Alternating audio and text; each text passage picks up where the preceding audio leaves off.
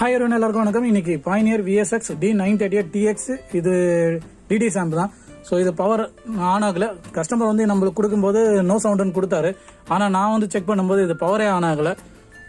So இப்போது சுவிட்ச் on பண்ணியிருக்கேன். இந்த இடத்துல இது ஆனில் தான் இருக்குது. ஸ்டாண்ட் பை இண்டிகேஷன் லைட்டும் வரல, பவர் பட்டனுக்கு எந்த ஒரு ரெஸ்பான்ஸும் இல்லை. ஸோ இது என்னென்னு ஓப்பன் பண்ணி பார்த்துலாம் வாங்க.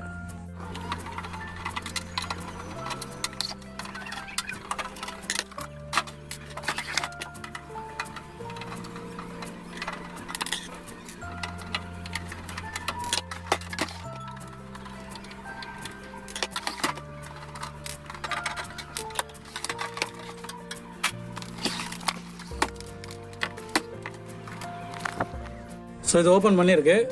ரொம்ப டஸ்டியாக இருக்குது. இது வரைக்கும் இதை ஓப்பனே பண்ணலன்னு நினைக்கிறேன். ஓப்பன் பண்ணலன்னா இது அட்டன் பண்ணலன்னு நினைக்கிறேன். ஸோ இது நம்மக்கிட்ட தான் வந்திருக்க மாதிரி இருக்குது. இது கொஞ்சம் லென்த்தியான ஆம்பு, கொஞ்சம் டைம் எடுக்கிற ஆம்பு தான். இது என்ன ப்ராப்ளம் நம்ம பார்க்கணும். ஆக்சுவலாக இந்த சைடு போர்ட்லாம் வந்து நல்ல கண்டிஷனில் தான் இருக்குது. ஸோ இந்த பக்கம் ஏதாவது ப்ராப்ளம் இல்லை, எல்லாமே இன்டாக்டாக இருக்குது, ஒன்றும் பிரச்சனை இல்லை.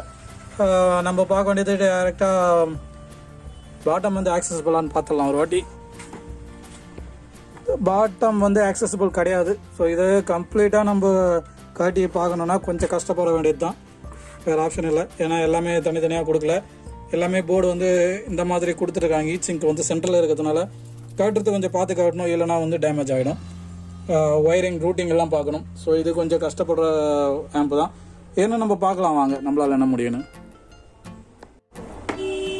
ஓகே, இப்போ நம்ம பண்ண வேண்டியது என்னென்னா ஸ்டாண்ட் பை வோல்டேஜ் முதல்ல இனிஷியலாக வருதான்னு பார்த்துக்கலாம். அதுக்கு முன்னாடி ஃபியூஸ் செக் பண்ணிடலாம். ஃபியூஸ் பதிலாக நம்ம ஸ்டாண்ட் பை வோல்டேஜை செக் பண்ணிட்டா நம்மளுக்கு ஈஸியாக முடிஞ்சிடும். ஸோ இப்போ நான் என்ன பண்ணியிருக்கேன்னா, இந்த இடத்துல ரெகுலேட்டர் வருது பாருங்கள். இந்த சுவிட்சிங் ரெகுலேட்டர் எல்லாமே வந்து க்ளீன் பண்ணியிருக்கேன், எந்தெந்த ரெகுலேட்டர் யூஸ் பண்ணியிருக்காங்கன்னு அப்படின்னு. ஸோ ப்ளஸ் சிபியூக்கு வர ஃப்ளக் எல்லாமே வந்து க்ளீன் பண்ணியிருக்கேன்.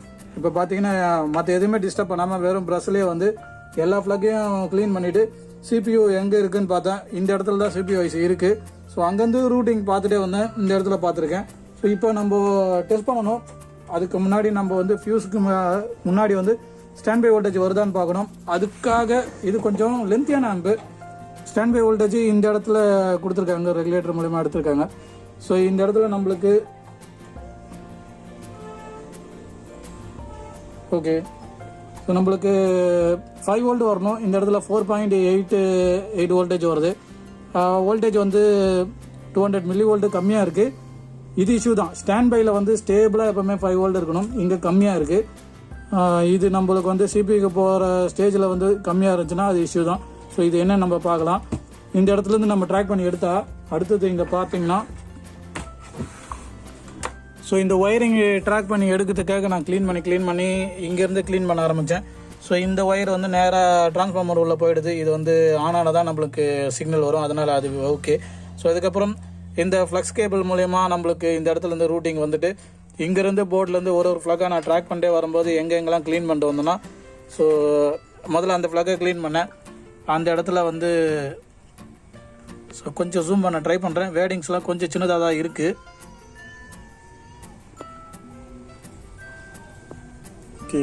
லைட் அடித்தா தெரியுமான்னு பார்க்குறேன். ஓகே. ஸோ இந்த மாதிரி ட்ரை பண்ணேன். இந்த இடத்துல பார்த்தீங்கன்னா ரெகுலேட்டருக்கான எல்லா வோல்டேஜ் கொடுத்துருக்கேன், ப்ளஸ் வோல்டேஜ் மைனஸ் வோல்டேஜ் எல்லாமே.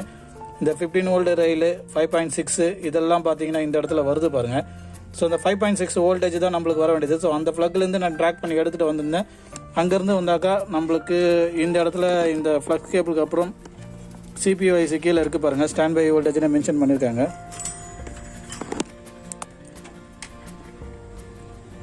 ஸோ இந்த இடத்துல நம்மளுக்கு இருக்குது பாருங்கள் நேராகவே 5th பின்னு 4th பின்னும் 5th பின்னும், அதாவது வந்து V + 5.6 ST 5 வோல்ட் இருக்குது இல்லையா, அதுதான் வந்து ஸ்டாண்ட் பை வோல்டேஜ். ஸோ இந்த ஸ்டாண்ட் பை வோல்டேஜ் இங்கேருந்து ஸ்டாண்ட் பை போர்டிலேருந்து நம்மளுக்கு இந்த இடத்துல ரீச் ஆகுதான்னு முதல்ல செக் பண்ணணும். ஸோ இதை நான் இப்போதைக்கு க்ளீன் பண்ணி வச்சுருக்கேன், இன்னும் நான் செக் பண்ணல. ஸோ இதுக்கப்புறம் தான் இது என்னென்னு நம்ம பார்க்கணும். இப்போது நான் உங்களுக்கு செக் பண்ணி காமிக்கிறேன். இது எனக்கே அது என்னென்னு செக் பண்ணால் தான் ஐடியா வரும். ஏன்னா சுத்தமாக நம்மளுக்கு பவர் வரல. ஸோ நம்ம பார்க்க வேண்டியது 5th பின்னு 2 3 4 5. ஸோ இந்த 5th பின்னில் பார்த்தீங்கன்னா நான் டச் பண்ணியிருக்கேன். இப்போ உங்களுக்கு தெரியும் இப்போது நம்மளுக்கு இந்த இடத்துல பார்த்தீங்கன்னா 4.4. ஸோ இந்த இடத்துல நம்மளுக்கு 4.8 வந்துச்சு. ஆனால் இந்த இடத்துல நம்மளுக்கு 4.4 வோல்டேஜ் தான் வருது. ஸோ இன்னமும் வோல்டேஜ் ட்ராப் அவுட் ஆகுது. இது வந்து கண்டிப்பாக இஷ்யூ இருக்குது எங்கேயோ. அதனால் இதை நம்ம ட்ராக் பண்ணி தான் எடுக்கணும். ஸோ இப்போ நம்ம என்ன பண்ணணும்னா இந்த இடத்துல வந்து இந்த போர்டை வெளியே எடுத்துகிட்டு, ஏன்னா இது சிபிஐ போர்டு, இது ரொம்ப இம்பார்ட்டன்ட். இது நம்ம வெளியே எடுத்துகிட்டு இந்த இடத்துல ட்ராக்கிங்க்கு இங்கே ஏதாவது இஷ்யூ இருக்கா, இல்லை வேறு ஏதாவது லைனில் மிஸ் ஆகுதா, இந்த போர்டு வெளியே எடுத்தோட நம்மளுக்கு வோல்டேஜ் கரெக்டாக வருதா அப்படின்னு நம்மளுக்கு தெரிஞ்சிடும். ஆக்சுவலாக இங்கே இருக்கிற எல்லா போர்டோட இந்த ஒரு போர்டு எடுக்கிறது ஈஸி. அதனால தான் நம்ம வோல்டேஜ் இது வரைக்கும் ரீச் ஆகிடுச்சு. ஸோ இது வரைக்கும் வந்துருச்சுன்னா நம்ம 5.5 வோல்டேஜ் வந்து நம்ம இங்கேருந்து போர்டு எந்த பிரச்சனையும் இல்லைன்னா இங்கேருந்து ஜம்பர் கொடுத்து கூட நம்ம எடுத்துக்கலாம் ஒரு ஒயர் மூலிமா. அதனால் அது பிரச்சனை இல்லை. ஜூமிங் குறைச்சிட்றேன். ஓகே. ஸோ இந்த போர்ட்லேருந்து நம்மளுக்கு இங்கேருந்து ஜம்பர் கொடுத்து எடுக்கலாம். மொத்தமாக பிரித்து செக் பண்ணணுன்ற அவசியம் இல்லை. அதை நம்ம அப்புறம் பார்த்துக்கலாம். முதல்ல இந்த போர்டு கிளியராக இருக்கணும். இது நான் வெளியே எடுக்கிறேன் வாங்க.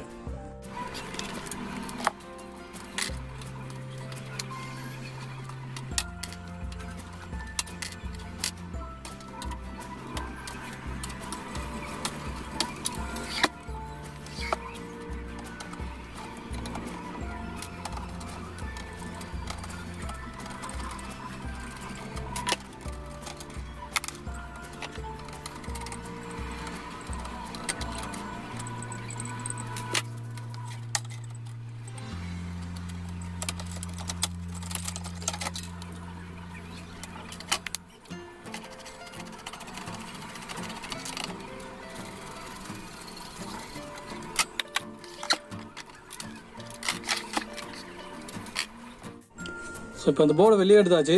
இதில் இப்போ நான் வந்து தப்பு கணக்கு போட்டுட்டேன். ஸோ இதில் வந்து நம்ம முன்னாடி அட்டன் பண்ணல நினச்சிருந்தோம். ஆனால் இந்த இடத்துல பாருங்கள், இந்த போர்டை ரிமூவ் பண்ணி இருக்க மாட்டாங்கன்னு நினைக்கிறேன். ஏன்னா இப்போ தான் நம்ம ரிமூவ் பண்ண மாதிரி இருக்குது. ஸோ இந்த ஸ்ட்ரிப்பு வந்து ஆக்சுவலாக வேறு ஒரு ஸ்ட்ரிப்பு, இதை வேறு ஒரு ஸ்ட்ரிப்பை வந்து ஆர்டர் பண்ணி இந்த இடத்துல போட்டிருக்காங்க. ஸோ ஃப்ரண்ட் பேனலுக்கு வந்து இதை கொடுத்துருக்காங்க.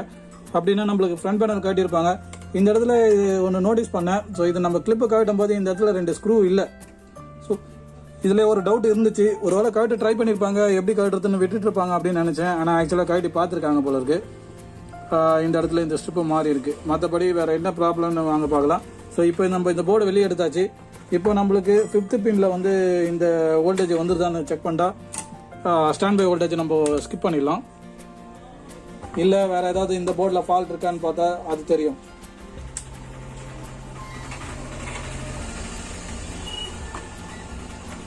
ஸோ ஓகே, இந்த ஆன் பண்ணியிருக்கு. இப்போ 5th பின் வந்து 1 2 3 4 ஸோ 5.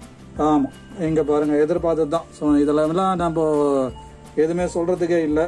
1 2 3 4 5. ஸோ நம்மளுக்கு தேவையான வோல்டேஜ் 5 வோல்டேஜ். ஆனால் 5.178 அக்யூரேட்டாக வரத்தோட அதிகமாக வருது. இது வந்து நான் சொன்னேன் இல்லையா முன்னாடி, ஸ்டாண்ட் பை வோல்டேஜ் மட்டும் கண்டிப்பாக ஸ்டேபிளாக இருக்கணும்னு. இது லோடில் 5 வோல்டேஜ் வந்துடும். அதனால தான் 5.1க்கு ட்ரை பண்ணியிருக்காங்க. இது வந்து ஓகே, இது ஸ்டேபிளாக இருக்குது. அப்போது போர்டில் தான் ஏதோ இஷ்யூ இருக்குது இந்த 5 வோல்ட் ரயிலில். சப்போஸ் வேறு ஏதாவது ஃபால்ட்டு கண்டுபிடிக்க முடியலனா கஷ்டம். ஏன்னா இது நான் எதிர்பார்க்கல இந்த போர்டில் ஃபால்ட் இருக்குன்னு. நான் என்ன நினச்சேன்னா ட்ராக்கில் ஏதாவது ரெசிஸ்டன்ஸு இல்லை லோ ஓம்ஸ் ரெசிஸ்டன்ஸில் மேப் பண்ணி அது ஓப்பன் ஆகிருக்கும் அப்படின்னு நினச்சேன் இனிஷியலாகவே. ஸோ எடுத்து இங்கே பார்த்துட்டா ஜம்பர் கொடுத்து இதை முடிச்சிடலாம் ஈஸியாகவே அப்படின்னு பார்த்தேன். ஆனால் இங்கே நடக்கிறது வேறு. டேமேஜ் காம்போனன்ட் விசிபிளாக பார்க்கறதுக்கு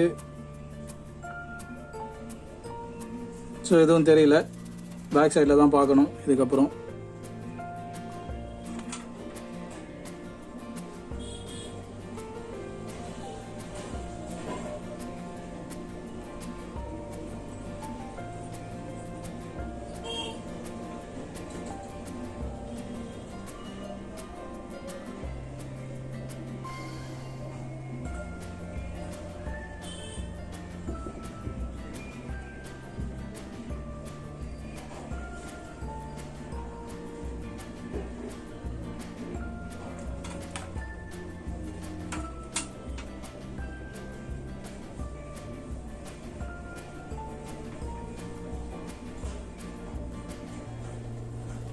ஓகே, ஏதோ காம்பவுண்ட் பிரேக்கேஜ் இல்லை, காம்பவுண்ட் பர்னிங்கும் இல்லை.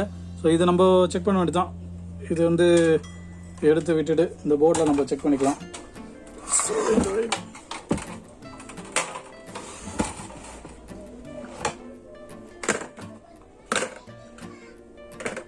முதல்ல இந்த 5.6 வோல்ட் கிரவுண்டுக்கும் ஏதாவது ப்ராப்ளம் இருக்கான்னு செக் பண்ணிக்கலாம். ஏன்னா எதுக்கு வோல்டேஜ் கட் அவுட் ஆகுதுன்னு அப்படியே தெரியும் நம்மளுக்கு.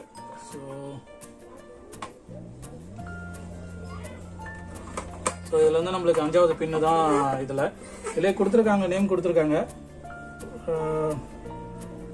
1 2 3 4 5. ஸோ கிரவுண்ட் ரெஃபரன்ஸ் நம்ம எங்கே வேணால் எடுத்துக்கலாம். ஃபார் எக்ஸாம்பிள் இந்த இடத்துல இந்த பின்னு கூட எடுத்துக்கலாம், இல்லை இந்த ஸ்லீவ் கூட எடுத்துக்கலாம். இது எல்லாமே கிரவுண்டில் தான் மேப் ஆயிருக்கு. முதல்ல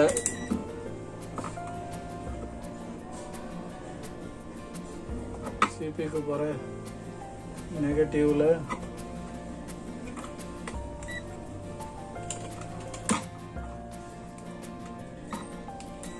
ஸோ மீட்டர் கண்டினியூட்டி மோடில் தான் இருக்குது. இப்போது இது கிரவுண்டு. ஸோ சிபிக்கு போகிற கிரவுண்டுக்கு கெப்பாசிட்டரில் டச் பண்ணியிருக்கேன். ஸோ அதனால் இதை கிரவுண்டாக எடுத்துக்கலாம். ஓகே, இப்போ நம்ம இந்த 5.6 வந்து நம்ம செக் பண்ணி பார்த்துடலாம். 1 2 3 4 5. ஸோ இங்கே ஷார்ட் எதுவும் வரல. ஸோ இப்போ 5th பின்னில் டச் பண்ணுறேன், எந்த ஒரு ஷார்ட்டும் வரல. டயோட் மோடில் போய் பார்த்தா தெரிஞ்சிடும் க்ளீனாக. 5. ஸோ நம்மளுக்கு 600 மில்லி வோல்ட்டில் ட்ராப் ஆகிற மாதிரி தான் காமிக்குது. ஸோ வேறு என்ன ஃபால்ட்டாக இருக்குது அப்படின்னு நம்ம வோல்டேஜ் இன்ஜெக்ட் பண்ணி தான் செக் பண்ண முடியும் இந்த சுச்சுவேஷனில். ஸோ 5 வோல்ட் நான் ஊக் பண்ணிவிட்டு நான் உங்களுக்கு கண்டினியூ பண்ணுறேன். ஓகே, 5 வோல்ட் இதில் ஊக் பண்ணியிருக்கேன். ஸோ மீட்டரில் பார்த்தா உங்களுக்கு தெரியும், இது வந்து ஷார்ட் கில்லர்லேருந்து தான் வந்திருக்கு. இப்போது நம்ம 5th பின்னில் டச் பண்ணி பார்த்தா ஏதாவது ஒரு ஷார்ட்டேஜ் இருந்துச்சுன்னா, இந்த போர்டில் ஏதாவது இருந்துச்சுன்னா நம்மளுக்கு வோல்டேஜ் ட்ராப் அவுட் ஆகணும். ஸோ நம்ம அந்த ஷார்ட்டை கண்டுபிடிக்கணும் எங்கன்னு. சப்போஸ் இந்த மெயின் ஐசி போயிட்டு இருந்துச்சுன்னா ரொம்ப கஷ்டம். இது அப்படியே ரிட்டர்ன் கொடுத்துட வேண்டியதான் ரொம்ப நல்லது. ஏன்னா இந்த ஐசி கிடைக்காது, ரொம்ப விண்டேஜ் மாடல்னால இது நம்ம தேடி பிடிச்சிட்டு கஸ்டமருக்கு டிலே பண்ணிட்டு இருந்தால் ரொம்ப கஷ்டம். ஸோ இதை நம்ம பார்த்துட்டு என்னென்னு கொடுத்துடணும். ஸோ ஏதாவது பழைய போர்டில் இருந்தால் ட்ரை பண்ணி பார்க்கலாம். அப்படி இல்லை கிடைக்கல அப்படின்னும் போது நம்ம இயர்லியராக சொல்கிறதே நல்லது. ஏன்னா இந்த மாதிரி ஆம்புலாம் வந்து கொஞ்சம் கஷ்டம், நம்மளுக்கே நல்லா தெரியும் போது அது நம்ம டிலே பண்ணக்கூடாது. ஸோ ஓகே, 5 வோல்ட் இருக்குது. இப்போ நான் 5th பின்னில் டச் பண்ணுறேன்.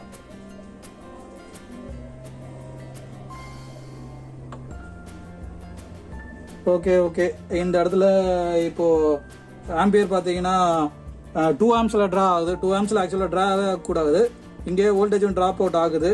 ஸோ இப்போ நான் எடுக்கிறேன், 5.79 தான் இருக்குது. 4 5. 5th பின்னில் டச் பண்ண உடனே இது 4.997. இது ஒன்றும் மேஜராக பிரச்சனை இல்லை. ஸோ எங்கேயாவது ஷார்ட்டோ லைட்டாக இருக்குது. ஆம்பரேஜ் அதிகமாக எடுக்குது. ஷார்ட் கில்லர்னால நம்மளுக்கு ஆம்பரேஜ் அதிகமாக எடுத்துகிட்டு 5 வோல்டேஜ் புஷ் பண்ணுது. ஆனால் நம்ம ரெகுலேட்டர் மூலிமா எடுக்கும்போது அந்தளவு ஆம்பரேஜ் தராதனால அது வோல்டேஜ் கம்மியாகிடுது, ஆம்பரேஜ் அதிகமாக போகும்போது. ஸோ தான் ரீசன்.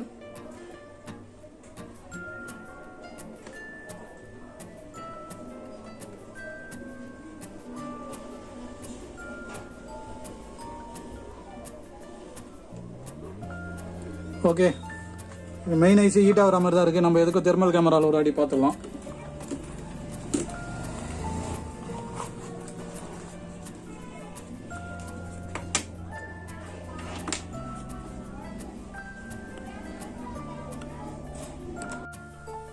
ஓகே, இப்போ பார்த்தீங்கன்னா நம்ம இது வரைக்கும் அப்ளை பண்ணதில் இந்த ஐசி ஹீட்டாக தான் இருக்குது. இதுக்கு மேலே நம்ம ஐபிஎல் லைட்டாக விட்டால் இது கூலிங் ஆகிடும். ஸோ அது நல்லா கூலிங் ஆகிட்ட பிறகு திரும்ப ட்ரை பண்ணி பார்க்கலாம் இது எதனால் ஓவர் ஹீட் ஆகுதுன்னு. இல்லை ஃப்ரீ ஸ்ப்ரே அப்ளை பண்ணால் தெரிஞ்சிடும். ஸோ இப்போது ஃப்ரீ ஸ்ப்ரே அப்ளை பண்ணி இதை கூலிங் ஆகிக்கலாம் முதல்ல.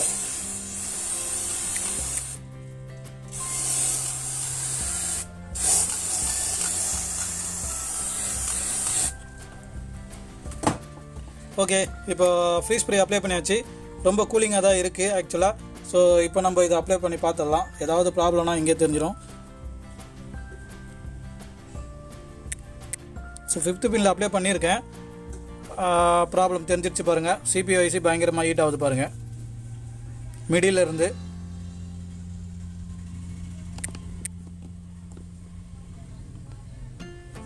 ஸோ மற்ற ஷைனிங் பார்ட்ஸ்லாம் இதில் தெரியும். நான் லைட் ஆஃப் பண்ணிட்டேன்னா உங்களுக்கு அது ஷைனிங் எல்லாமே கிளியர் ஆகிடும். இது கலர் பேலட் மாற்றினா ஓரளவு உங்களுக்கு ஐடென்டிஃபை ஆகிறது வாய்ப்பு இருக்குது.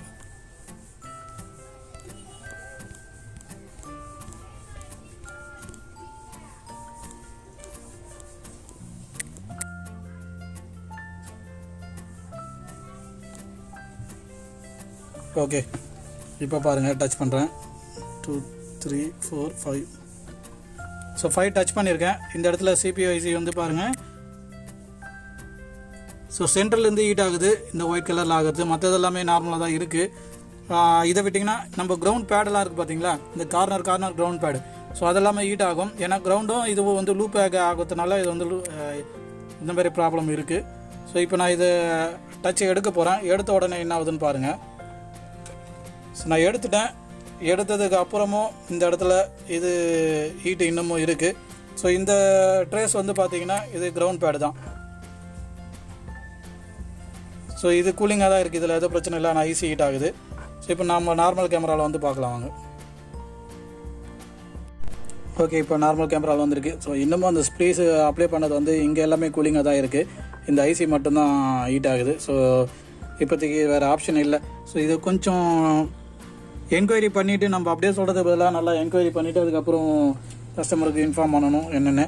ஸோ இன்னும் கொஞ்சம் கூட நம்ம ஃப்ரீஸ் ஸ்ப்ரே அப்ளை பண்ணிவிட்டு இது நல்லா ஃப்ரீஸ் ஆன பிறகு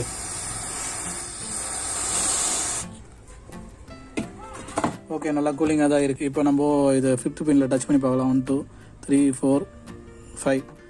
ஸோ 5 பின்னில் டச் பண்ணியிருக்கேன். இந்த இடத்துல நம்மளுக்கு வோல்டேஜ் ட்ராப் அவுட் ஆகுது. இந்த இடத்துல நம்மளுக்கு ஐசி ஹீட் ஆகுது, உங்களுக்கு தெரியும் பாருங்கள், அந்த சென்டர் பாயிண்ட்லேருந்து.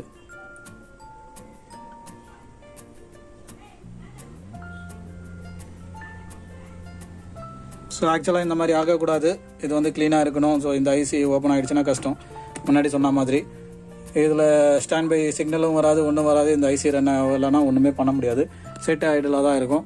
ஸோ நான் இதை வந்து கொஞ்சம் செக் பண்ணிவிட்டு டீலர்கிட்ட ஏதாவது பழசு ஏதாவது இருக்குமா இல்லை புதுசு ஏதாவது கிடைக்குமா எல்லாமே நான் செக் பண்ணிட்டு உங்களுக்கு கண்டினியூ பண்ணுறேன். அப்படி இல்லை இது கிடைக்காது அப்படின்னு தெரிஞ்சிச்சுன்னா நான் வீடியோ க்ளோஸ் பண்ணுறேன், ப்ளஸ் கஸ்டமருக்கு இன்ஃபார்ம் பண்ணணும்.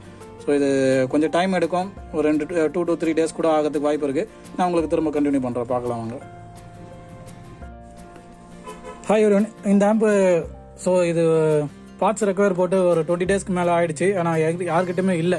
ஸோ இந்த பார்ட்ஸும் கிடைக்கல, ப்ளஸ் வந்து ஸ்கிராப் யூனிட்டும் கிடைக்கல. எதுவும் இந்த ஐசி இருக்கா மாதிரி தேடி பார்த்துட்டு லேட் ஆகிடுச்சு. ஸோ கஸ்டமர் காலையிலே வந்து ப்ரெஷர் கொடுக்க ஆரம்பிச்சிட்டாரு, 4 கால் பண்ணிட்டாரு.